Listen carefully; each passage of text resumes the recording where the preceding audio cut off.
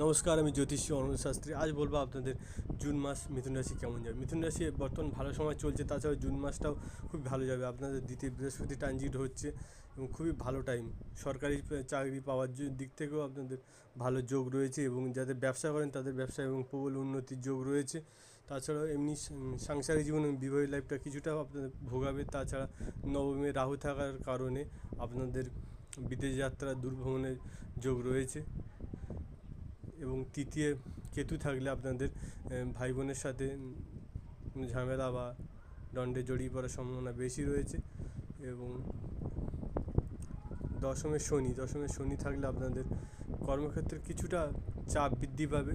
এবং একাদশে মঙ্গল, তাছাড়া একাদশে মঙ্গল থাকলে আপনাদের জমি জায়গা কেনা প্রবল যোগ তৈরি হয়। একাদশে মঙ্গল থাকলে এই সময় কোনো রকম জমি জায়গা বা কোনো পুরনো বাড়ি এগুলো পারচেস করার যোগ আপনাদের রয়েছে।